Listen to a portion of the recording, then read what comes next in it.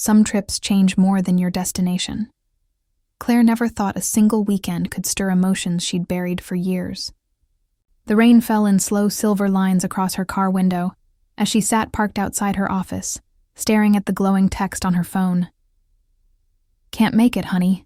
Doctor says I shouldn't travel yet. Take Ethan with you. Might be good for him." Her husband Daniel always made things sound simple. But nothing about this felt simple. She had been married to him for 8 years. Steady, predictable years filled with routine more than romance. And now, suddenly, she was expected to take his 19-year-old son, Ethan, on a business trip to Vancouver. Ethan was polite but distant, a college sophomore who always seemed caught between anger and silence. They barely spoke beyond polite greetings at dinner. He wasn't rude, just far away. But Daniel insisted, and Claire couldn't say no. She sighed, tossed her phone aside, and turned the key in the ignition. The rain kept falling as she drove to pick him up. When he came out of the house, dragging a small black suitcase, he looked taller than she remembered. More grown up, but with tired eyes. "Hey," she said, trying to sound casual. "Hey," he replied softly, glancing away. The drive started quiet. The wipers clicked rhythmically, the gray highway stretching endlessly ahead. Claire tried to make conversation, about school, about music, about Daniel's recovery. But Ethan only gave short answers. It wasn't awkward exactly, just empty. Like two strangers sharing the same silence. After a few hours, they stopped for coffee at a roadside diner. The smell of pancakes and burnt espresso filled the air. Claire noticed him checking his phone, scrolling through photos of his mother, who had passed away years ago. He didn't see her watching. Something inside her softened. Maybe this trip wasn't about business after all. Maybe Daniel wanted her to really see his son. When they got back in the car, she turned the radio on. Soft music, gentle, harmless. After a few songs, Ethan finally spoke. "You always drive in silence?" She smiled. "Only when I have company who doesn't talk much." He chuckled faintly. It wasn't much, but it felt like sunlight through clouds. By the time they reached the city, dusk had wrapped the skyline in shades of gold and blue. Their hotel stood tall and sleek, glass glinting against the stormy sky. Claire checked in, handed Ethan his keycard, and tried not to notice how grown up he looked standing beside her in the lobby lights. Tall, serious, carrying that quiet sadness that reminded her too much of Daniel's younger days. Their rooms were connected by an inside door. She didn't plan that.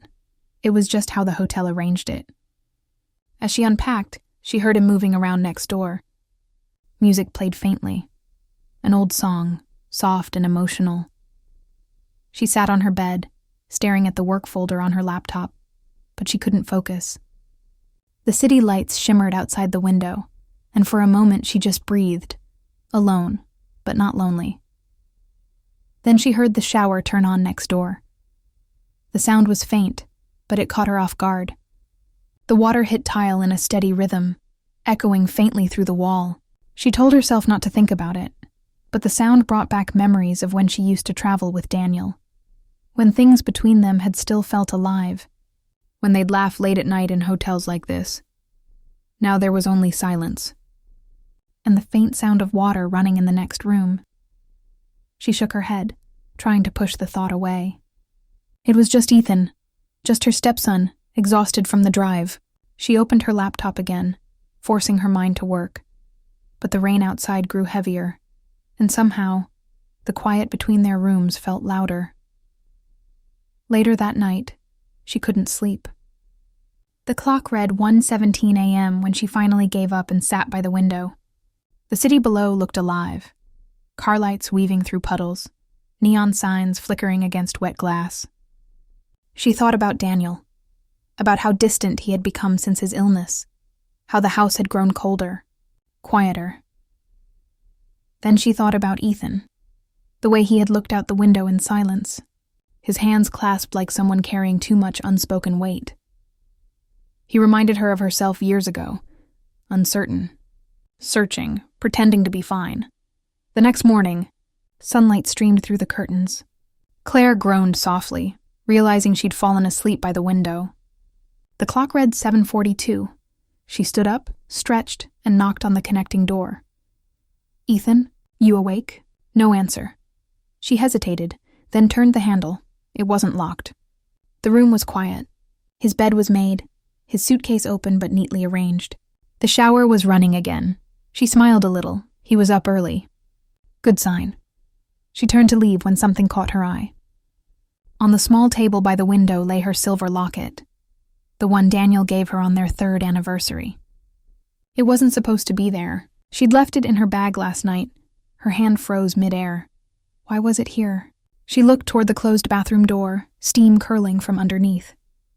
For a moment, her thoughts tangled between confusion and something she didn't want to name. She stepped closer to the table, picking up the locket. It was warm, as if someone had been holding it recently. Her pulse quickened.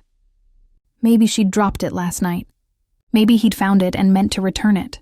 Maybe, before she could finish the thought, the shower stopped. The silence that followed felt louder than the water had. She placed the locket back on the table and quietly stepped back toward her own room, closing the door behind her. Her heart raced for no reason she could explain. When Ethan finally came to breakfast an hour later, he looked different, calm, thoughtful, as if something had shifted inside him overnight. He smiled faintly. "Sleep okay?" "Not really," she admitted. "Too much rain." He nodded. "Yeah, it sounded like waves hitting glass." Their eyes met for a brief second. Just a moment, harmless, simple, yet heavy with something unspoken. She quickly looked away, pretending to focus on her coffee. He noticed the locket hanging around her neck again and smiled slightly. "Pretty necklace," he said. She smiled back, though her hands trembled slightly as she stirred her cup. "Thanks, it's old." The rain had stopped outside, but inside, the air felt thicker, like the calm before a storm you don't want to see coming. They spent the rest of the day at the conference. She presented slides, shook hands, smiled through meetings. Ethan waited patiently in the lounge, reading, helping her carry notes. He was quiet, respectful, surprisingly attentive. When they returned to the hotel that evening, exhaustion hung between them like fog. Claire went straight to her room, ready to collapse. But when she turned on the lamp, her breath caught again. Her locket, the one she had worn all day, wasn't on her neck anymore. She searched her bag, her pockets, even the hallway. It was gone. Then she noticed the door between their rooms, slightly open. Just an inch, her heartbeat quickened. She walked closer and saw movement inside. Ethan sat by the window, back to her, the faint city glow outlining his shoulders. And in his hand, glinting faintly in the dim light, was her silver locket. For a long moment she didn't move, didn't breathe. The sight was both innocent and unsettling, like walking into a memory that didn't belong to her. Then Ethan turned. Their eyes met. Surprise flashed across his face, then guilt. I found it on the floor last night," he stammered. "I was going to give it back, I swear." Claire opened her mouth but couldn't find words. There was no reason to doubt him, yet something about his trembling hands, his wide eyes, made her heart ache. "It's okay," she said quietly. "Just don't worry about it." He nodded, setting the locket down carefully on the table between them. Then, almost whispering, he said, "You looked sad last night. I didn't mean to make things weird. I just wanted to know what kind of person he married." She froze. "What? My dad," he said softly. "You wear that locket every day. I just wanted to understand why." The room fell silent again. Only the hum of city traffic below filled the air. Claire's throat tightened, emotions rising she hadn't prepared for. Memories of Daniel's laughter, their early days, the way love slowly turned into habit. She wanted to tell Ethan that people change, that love fades without meaning to, but instead she just said, "It's complicated." He nodded, eyes soft. "Yeah, everything is." And for the first time there was no distance between them. Just two people, both a little lost, both trying to make sense of what love really means. When she went back to her room that night, The sound of the shower started again next door. She sat on the bed, heart thudding against her ribs, the locket now cold against her skin. She didn't know what exactly had shifted, only that something had. Outside, thunder rolled over the city, low and distant, the kind of storm that warns you something is coming. And as lightning flashed through the curtains, Claire saw her reflection in the window. Claire's heart stopped for a moment. There it was again, the same locket, shining faintly in Ethan's hand. Morning light spilled through the curtains, painting his face in soft gold. He looked surprised, almost scared, like a child caught doing something wrong. "I'm sorry," he said quickly, standing up. "It fell on the bathroom floor last night. I didn't mean to—" "It's okay," Claire interrupted, voice calm but tight. "You could have just told me." He nodded, but his eyes told a different story. Red from lack of sleep, emotions swimming beneath the surface. Claire took the locket from him, fingers brushing his for the briefest second. It was such a small touch, yet the air between them changed. She felt it, even if she didn't want to admit it. Breakfast was awkward. They sat by the hotel's large window, sipping coffee, pretending everything was normal. The city buzzed outside, people rushing to work, taxis honking, rain drying off the pavement. But between them, silence hung heavier than the clouds. Claire finally broke it. "You don't have to come with me to the conference today. You can explore the city if you want." He shook his head. "No, it's fine. I'll come with you." She tried to smile. "You'll be bored." "Better than being alone," he said softly, eyes on his cup. The words hit her harder than expected. Better than being alone. Wasn't that exactly how she'd been living for years? Married yet lonely, surrounded by people yet unseen. By the time they reached the conference hall, she was already lost in thought. The event was crowded, suits, name tags, and endless small talk. Claire put on her professional smile, shook hands, gave polite answers. Ethan stayed nearby, helping her carry files, offering her coffee between sessions. He didn't say much, but his quiet presence steadied her more than she cared to admit. Around noon, while she was talking to a client, she caught sight of Ethan through the glass wall.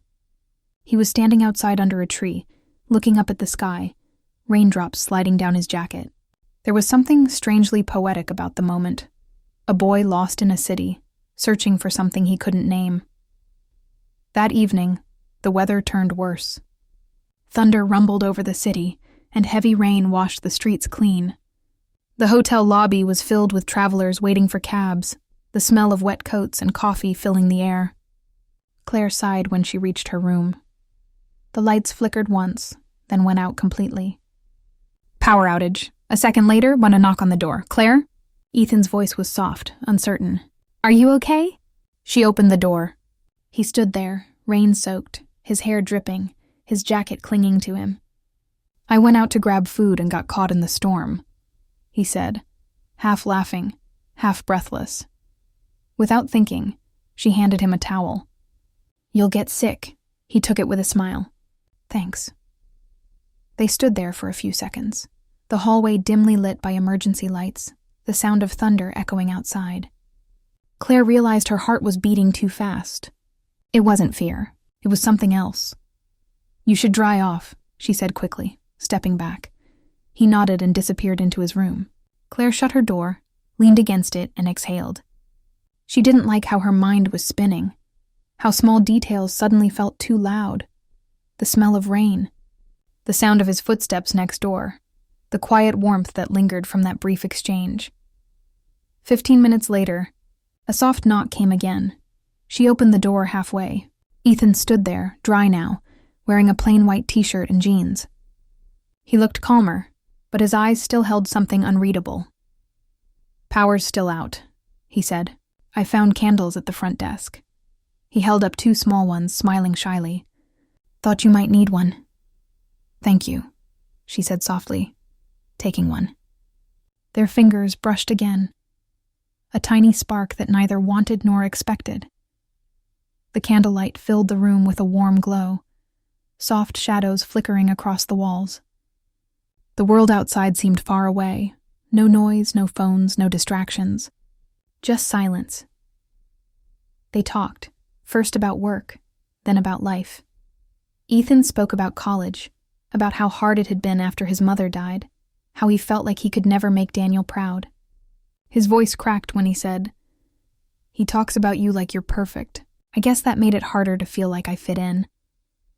Claire felt a knot form in her chest. "I'm far from perfect, Ethan." He looked at her then, really looked at her. "Maybe, but you make people feel safe." The words stayed in the air like a heartbeat. Claire didn't know what to say. She wanted to comfort him, to tell him that Daniel loved him deeply. But the truth was, she'd seen the distance between father and son too. She understood it too well. The storm outside grew louder. The lights flickered but stayed off. They both laughed quietly when the thunder shook the windows. For a second, it didn't feel like a business trip or a strange situation. It just felt human. Two lonely souls, finding warmth in conversation. When he finally stood to leave, Claire felt an unexpected pang of sadness. "Good night," she said softly. He smiled. "Good night." But as he turned, the candlelight caught something in his hand. Her locket again. She froze. "Ethan, you still have it?" He looked down, startled. "Oh, I thought you didn't notice." "I did," she said quietly. "Why are you still holding it?" He hesitated, then whispered, "It just feels like something good, like it keeps the bad away." Claire didn't know whether to smile or cry. That small silver piece of jewelry, a gift from Daniel, a symbol of marriage that had slowly faded, now meant comfort to someone else. "Keep it," she said after a pause. "Just for tonight." He looked at her as if trying to understand what she really meant. Then he nodded. "Okay." When the door closed, Claire sat back on the bed, staring at the candle's flickering flame. It danced like her thoughts, uncertain, restless, warm. She remembered how Daniel used to hold her hand during storms, how he'd make her laugh at the simplest things. Somewhere along the way, they'd lost that connection. The laughter had faded, replaced by polite words and separate routines. Now, in a quiet hotel room, she was feeling emotions she couldn't name. Not love, not attraction, something deeper, the ache of being understood after so long. Hours passed. The storm eased. Claire finally drifted to sleep, the candle burning low on the table. When she woke up the next morning, the power was back, and the city outside gleamed in sunshine. She felt calmer, lighter somehow, as if the storm had washed something away inside her. She went to check on Ethan. His door was half open. He was sitting by the window again, sunlight painting his face in gold. He was holding the locket, gently like something fragile. She stepped closer. "You didn't sleep?" He smiled faintly. "A little." "I was just thinking." "About what?" He hesitated. "About how weird it is. How two people can live in the same house and not really know each other until they're miles away from it." She didn't reply. She couldn't, because it was true. Painfully true. They decided to take a walk before her afternoon presentation. The city was fresh, the air clean after the storm. They wandered through narrow streets lined with cafes and flower shops. For a while they didn't talk. They didn't need to. At one point, Ethan stopped to watch a street musician playing guitar. A slow, sad tune filled the air. He turned to her and said softly, "My mom used to love this song." Claire nodded. "It's beautiful. She used to say music makes pain sound less lonely." Claire smiled, though her heart ached. She was right. They shared a quiet moment, surrounded by strangers, yet connected by something invisible. Empathy. Back at the hotel, she spent the rest of the day in meetings. Ethan waited patiently in the lobby again, reading a book. Every time she passed, he looked up and smiled, and she found herself smiling back without realizing it. That night, she came back late. Her head hurt, her body tired, but her heart felt full in a strange way. She opened her door and saw a note on the table, written in neat handwriting. "Thanks for today. I know it's your locket, but I'll give it back when you're ready." She smiled faintly, shaking her head. "When I'm ready?" she whispered to herself. What did that even mean? But before she could think more, she heard a sound from next door, running water again. The shower. The noise echoed through the thin wall, soft and rhythmic. She sat on her bed, staring at the locket-shaped space on her nightstand where it used to rest. For some reason, she didn't move. Didn't turn on the TV. Didn't pick up her phone. She just listened to the water, the hum of the pipes, the steady pattern that strangely matched her heartbeat. The room felt smaller, warmer, too quiet. She closed her eyes, trying to calm her thoughts, but all she saw was the flicker of candlelight. His quiet eyes, his trembling voice saying, "You make people feel safe." And for the first time, she wondered if safety was just another word for loneliness. The room was quiet, but her heart was not. Claire froze when she heard Ethan's voice through the door. Soft, hesitant, too close. "Claire, can we talk?" For a second, she thought about pretending to be asleep, but something in his tone, that mix of uncertainty and sincerity, made her stand up. She walked to the door, her hand trembling slightly on the handle. When she opened it, Ethan stood there barefoot, wearing a simple black t-shirt, his hair still damp from the shower. The air between them felt heavy but calm. "What's wrong?" she asked. He looked down, fidgeting. "Nothing's wrong, I just couldn't sleep. Bad dreams?" He shook his head. "No, just thoughts." She sighed softly, motioning him in. "Come on then. Tell me what's on your mind." He stepped into the room carefully, as if afraid to disturb something fragile. The soft city light from the window painted the space in pale blue and gold. Claire sat on the edge of the bed while Ethan stood by the window, his reflection floating beside the skyline. "I don't really know how to say this," he began quietly. "It's just weird being here, with you. I mean, not weird in a bad way, just different." Claire tilted her head, trying to understand. "Different how?" Ethan turned, meeting her eyes for the first time. "You actually listen." Those 3 words hit harder than any confession. She smiled faintly, unsure what to say. "That's what people do when they care." He laughed softly. "Yeah, not everyone does, though." There was no bitterness in his voice, just truth. And she knew that truth well. The silence that followed wasn't uncomfortable. It was the kind that feels full, like the air right before rain. She looked at him, this young man who wasn't her son, but wasn't a stranger either. His eyes carried the kind of sadness that comes from growing up too fast. "You remind me of your dad when he was your age," she said quietly. Ethan smiled faintly. "Was he different back then?" She nodded. He laughed more, dreamed more. Somewhere along the way, he forgot how. He sat down across from her, elbows resting on his knees. "And you? What about me? Did you forget too?" The question cut through her like lightning. For a moment, she couldn't answer. She thought of the years of polite smiles, long silences, dinners that ended with dishes instead of laughter. She thought of the woman she used to be, hopeful, brave, alive. "Maybe I did," she finally whispered. He looked at her carefully, like he was seeing something he'd never noticed before. "I don't think so," he said softly. "You just got tired of being the only one trying." Claire blinked. It wasn't the kind of thing you expect from a 19-year-old, yet there it was, honest, raw, and painfully right. Before she could respond, lightning flashed outside. The window glowed for a second before darkness swallowed it again. The power flickered, and the hum of the air conditioner stopped. Ethan laughed quietly. "Guess the storm's back." Claire stood up and found the candles from last night. As she lit them, their glow filled the room again, soft and golden. It made everything feel unreal. The silence, the light, even the way his eyes caught the flame. "You always look calm," Ethan said suddenly, "even when things feel heavy." "Trust me," she said, half smiling. "I'm not as calm as I look." "I know," he replied. "That's what makes you strong."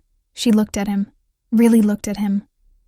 Not as Daniel's son, not as the awkward boy from home, but as a person, a kind soul caught between grief and growth.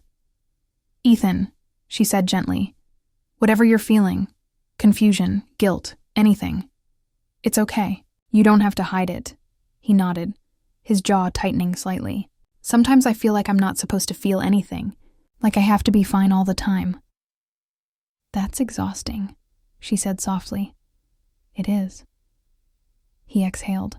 But when I'm around you, it doesn't feel like that. It feels like I can just exist. Claire felt her chest tighten. Not from fear, not from understanding, because she knew exactly what he meant. For years, she had felt unseen, unheard, moving through life like a shadow. And now someone was finally seeing her again.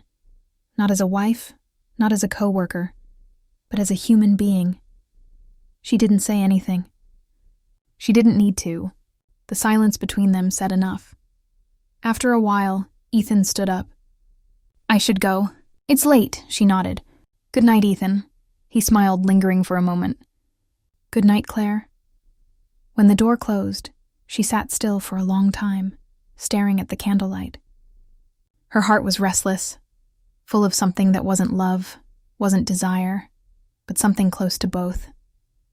A fragile warmth that scared her because it felt too human. The next morning, sunlight spilled across her bed. She had barely slept, her mind turning over the night's conversation again and again. She told herself it was harmless, that what she felt was maternal, protective. But deep down, she knew it wasn't that simple. She dressed early and met Ethan for breakfast. He looked fresh, calm, smiling like the storm hadn't happened at all. How'd you sleep? He asked. She smiled weakly. Barely, he laughed. Told you the rain sounds like waves. They both laughed then. Real laughter, easy and light. For a moment, it felt like peace. After breakfast, Claire's final presentation wrapped up early. She decided to take a walk by the hotel pool to clear her head. The space was quiet, sunlight dancing over the calm blue water. She sat on the edge, dipping her feet in. Her thoughts wandered again, to Daniel, to their life, to the boy sitting beside her the night before. She couldn't shake the image of him saying, "You make people feel safe." Claire? She turned. Ethan stood there, holding 2 cups of iced coffee. Thought you could use one, he said, smiling. Thank you, she said softly, taking it. You didn't have to. I wanted to. He sat beside her, both of them looking out over the pool.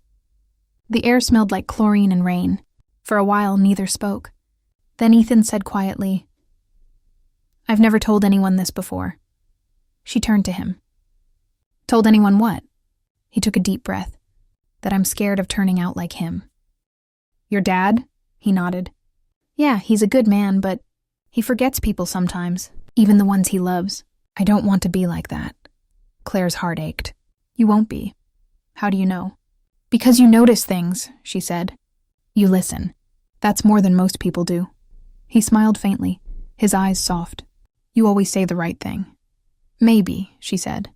Or maybe I just mean it. The sound of water rippling against the pool edge filled the quiet that followed. Claire watched his reflection shimmer beside hers, 2 shapes floating together, close but separate. He reached into his pocket and pulled something out. Her locket. I meant to give this back, he said, placing it in her hand. It doesn't feel right keeping it. She held it gently, the silver warm from his touch. Thank you. He looked away, then whispered, It's strange, something went wrong while generating the response. If this issue persists, please contact us through our help center at help.openai.com. Retry Claire froze when she heard Ethan's voice through the door. It was soft, unsure, almost trembling. Claire, can we talk? Her heart pounded. The clock ticked loudly in the silence, and the rain outside had started again, tapping gently against the window. She hesitated, unsure of what he wanted to say, or what she wanted to hear. After a long pause, she opened the door slightly. Ethan stood there, his hair damp, eyes uncertain, holding the silver locket in his hand. I couldn't sleep, he said quietly. There's something I need to tell you. He looked tired, the kind of tired that comes from carrying too many thoughts. She gestured for him to sit. He didn't. He just stood by the door, holding the locket between his fingers like it meant more than he could explain. I wasn't honest. he said finally. When I said I found it on the floor, that wasn't true. I took it from your bag the night we arrived. The confession hit her like a small, sharp wind. She didn't speak, just waited. He swallowed hard. It wasn't because I wanted to steal. It reminded me of something good, something I don't have anymore. She saw the truth in his eyes. He wasn't lying. It wasn't about the necklace. It was about connection. About trying to feel close to someone in a world that had left him behind. Claire's voice softened. Ethan, you could have just asked. I didn't think you'd understand. I do, she said. More than you think. He looked up then, eyes glistening in the dim light. Do you ever feel like you're living in someone else's story? Like you're just there, doing what's expected but not really living? The question hit too close. She felt her throat tighten. Every day, for a few seconds, neither spoke. The rain outside grew heavier, like it was echoing the weight in the room. Finally, Ethan handed her the locket. I shouldn't have kept it. I'm sorry. She took it, but something in her chest ached. It's okay, she said softly. Maybe it belonged to both of us for a while. He gave a small, sad smile. You always know how to make things sound better than they are. Claire laughed quietly, but it wasn't happiness. It was release. For the first time, they weren't pretending anymore. There were no formal smiles, no careful words, just truth. They sat by the window, side by side, watching the city lights shimmer through the rain. The silence between them wasn't awkward now. It was peaceful, like the kind of quiet that doesn't need filling. I don't think Dad realizes how lonely you are, Ethan said suddenly. Claire's breath caught. Ethan, I didn't mean it in a bad way, he added quickly. I see it. He talks about work, about responsibilities, but never about you. I think he forgets that you're a person too. Her eyes burned. She blinked away tears, shaking her head slightly. Sometimes people stop seeing what's right in front of them. They think love will survive on its own. But it doesn't. It needs to be fed, cared for, noticed. He nodded slowly. That's what I thought too. Their eyes met again, not out of confusion, but understanding. It wasn't romantic, not in the way the world defines it. It was emotional, human, the kind of closeness that happens when two hearts recognize the same pain. The hours passed like minutes. The rain softened, turning into a mist that painted the city silver. Ethan talked about his mother, how kind she was, how she always smelled of lavender and made pancakes on Sundays. Claire listened, her heart heavy yet warm. She shared a few stories, too, about her childhood, her dreams before marriage, the art she once wanted to pursue but never did. Ethan smiled. You should still do it. What? Paint. You talk about it like it's still inside you, she laughed softly. Maybe one day. He looked at her like he believed she could. And for the first time in years, she believed it too. When the clock hit midnight, she realized how late it was. You should rest, she said gently. Yeah, he replied, standing. Thank you for listening. You don't need to thank me, Ethan. He hesitated at the door, then said quietly, I wish more people talked like you. She smiled. Good night. He closed the door softly behind him, and Claire sat there for a long time, staring at the locket in her hand. It didn't just hold Daniel's picture anymore. It now carried a moment that couldn't be explained, only felt. The next morning came with pale sunlight. The city looked clean, the air fresh after the storm. Claire woke up feeling different. Not lighter exactly, but steadier. Downstairs, Ethan was already waiting in the cafe, sipping coffee. You're early, she teased. He grinned. Couldn't sleep in. The bed's too soft. They both laughed, genuinely this time. The tension of the past few days had loosened. They talked easily over breakfast, like old friends who had finally learned how to listen. Later, Claire's conference ended earlier than expected. She had the afternoon free, so she went to the hotel pool to unwind. The place was empty, sunlight spilling through the glass ceiling. She sat on the edge, dipping her feet into the water, eyes lost in thought. She didn't hear Ethan approach until his reflection appeared beside hers on the water. Mind if I join? he asked, holding 2 bottles of soda. She smiled. Not at all. He sat beside her, quiet at first. The sound of water rippling filled the silence. Then he said softly, "It's strange, isn't it? How peaceful this feels after everything." "Peaceful doesn't always mean simple," she replied.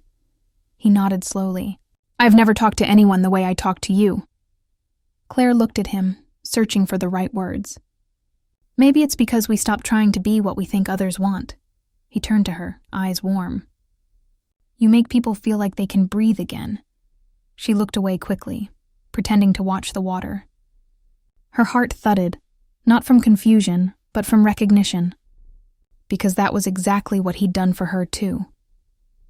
A few minutes later, a soft drizzle began outside, raindrops sliding down the glass ceiling. The sound was soothing. Ethan stood up, stretching. "Guess it's time to head back," he said. She nodded, smiling faintly.